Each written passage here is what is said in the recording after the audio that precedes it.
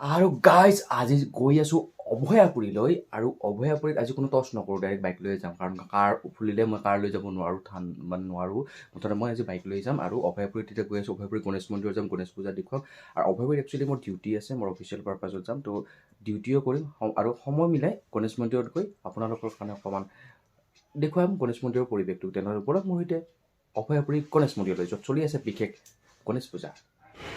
আৰু গাইজ আহি পালোঁ এতিয়া দেওহাটে পাৰ হ'লোঁ আৰু অভয়াপুৰী ইয়াৰ পৰা মাত্ৰ 2 কিলোমিটাৰ ডিষ্টেঞ্চত আছে আৰু অভয়াপুৰীলৈ যাম। আৰু অভয়াপুৰী দিব আপোনালোকক গণেশ মন্দিৰৰ পৰিৱেশটো অকণমান সময় ৱেইট কৰক। অভয়াপুৰী পাম, অভয়াপুৰী গণেশ মন্দিৰলৈ যাম আৰু দেখোন অভয়াপুৰীত চলি থকা গণেশ মন্দিৰৰ পৰিৱেশ। আৰু ফাইনেলি চাওক, গাড়ীবিলাক পাৰ্কিং কৰি থৈ দিছে এনেকুৱা 2চকীয়া 4চকীয়া। আৰু আহি পালোঁ গণেশ মন্দিৰ আৰু গণেশ মন্দিৰৰ ভিতৰলৈ এতিয়া যাম। গণেশ মন্দিৰৰ পৰিৱেশটো দেখুৱাবলৈ চেষ্টা কৰিম আৰু এতিয়া এনেকুৱাকৈ যাম। বাইকবিলাক ইয়াত থৈ দিলোঁ আৰু বেলেগ এটা ৰাস্তাৰে আহিছোঁ। মোৰ মেইন গেটখন সিপিনে আছে, সেইখন দেখুৱাম লাহে লাহে আপোনালোকক। আৰু এয়া গণেশ মন্দিৰ আৰু চাওক সুন্দৰকৈ সজাইছে। আৰু এয়া গণেশ মন্দিৰৰ ভিতৰলৈ লাহে লাহে গৈ আছোঁ আৰু বহুতো ভক্ত আহিছে বিভিন্ন প্ৰান্তৰ পৰা।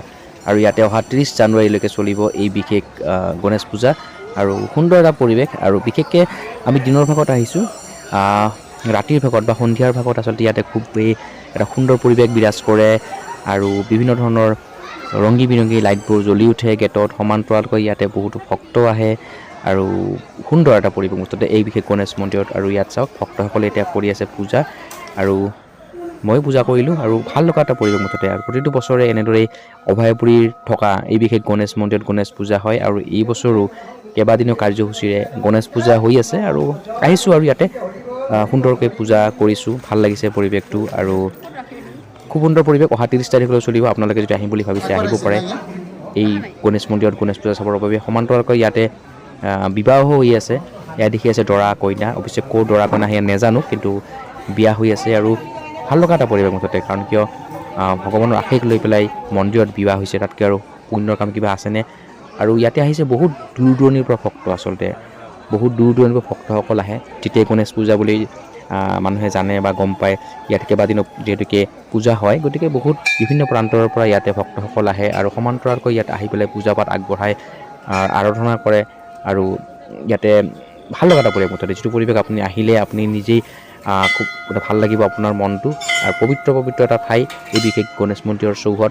চাৰিওফালে দেখিছে সকলোৱে ফটো উঠি আছে, নিজৰ আত্মীয়সকলৰ লগত আহিছে, সকলোৱে আহি পেলাই পৰিয়ালৰ কাৰণে নিজৰ কাৰণে পূজা কৰিছে আৰু ভাল লগা মুঠতে সুন্দৰ পৰিৱেশ। আৰু ইয়াতে প্ৰতিটো বছৰে এনেদৰেই আচলতে বিশেষ গণেশ পূজা হয় আৰু ভাল লগা মুঠতে। আপুনি আহিব কেতিয়াবা এই বিশেষ গণেশ পূজা চাবৰ বাবে। আৰু 38 তাৰিখলৈ চলি আছে এই বিশেষ গণেশ পূজা।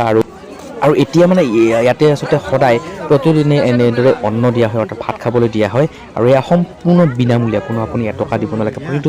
প্ৰতিজন ভক্তৰ বাবে, যিমানেই ভক্ত নাহক কিয়, যিমান হেজাৰ হেজাৰ ভক্ত নাহক কিয়, প্ৰত্যেককে আচলতে বিনামূলীয়াকৈ এওঁলোকে আহাৰ বা অন্নৰ যোগান ধৰি আহিছে। এটা খুব সুন্দৰ পদক্ষেপ আচলতে। গোটেই ভক্তসকলে ইয়াতে সুন্দৰকৈ খাব পাৰিব, খুব সুন্দৰ পৰিপাটিকৈ ইয়াতে স্বেচ্ছাসেৱকসকলে সুন্দৰকৈ দি আছে আৰু ভাল লগা এটা পৰিৱেশ। এয়া গণেশ মন্দিৰটো চাওক, গণেশ মন্দিৰত আপোনাক অসমত দেখুৱালোঁ। ভক্তসকলে এনেদৰে সেৱা লৈ আছে, পৰিয়ালৰ বৰ্গৰ সৈতে আহিছে ভক্তসকলে। সমান্তৰালকৈ এই বিশেষ গণেশ পূজা উপলক্ষে চলি আছে বিশেষ মেলাও।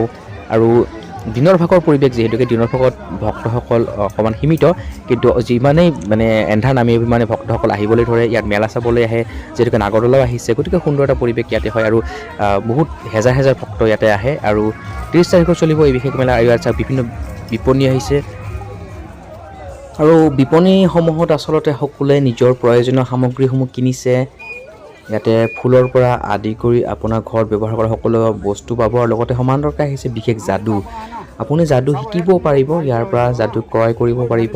50, 100, 200 টকাত আপোনাক যাদু শিকাব। আৰু সকলোৱে যাদু শিকিও আছে আৰু যাদু চাইও আছে, মানে একেলগে সুন্দৰ যাদু দেখাই আছে ইয়াতে যাদু কৰে। যিকি নহওক, যাদু মানে কি আৰু সেয়া আমি সকলোৱে জানো। যাদু হৈছে এটা আচলতে এটা বিশেষ আৰু এটা দুহাতৰ খেল বুলি ক'ব পাৰি।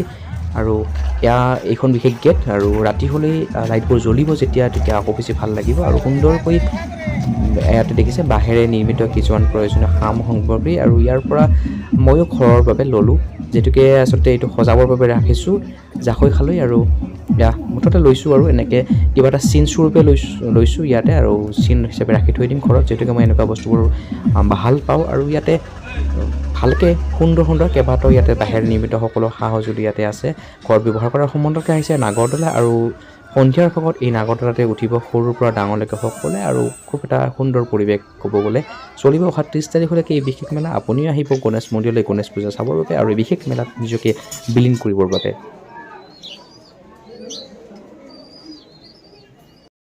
তো গাইজ এতিয়া খাই লওঁ ফুচকা আৰু ফুচকা খাই ইয়াৰ পৰা লাহেকৈ বিদায় মাগিম এয়া আহি পালে প্ৰথমটো ফুচকা আৰু গাইজ জাকৈ খলৈ লৈ ইয়াৰ পৰা বিদায় ল'ম বাই লগ পাম নতুন এটা ভিডিঅ'ত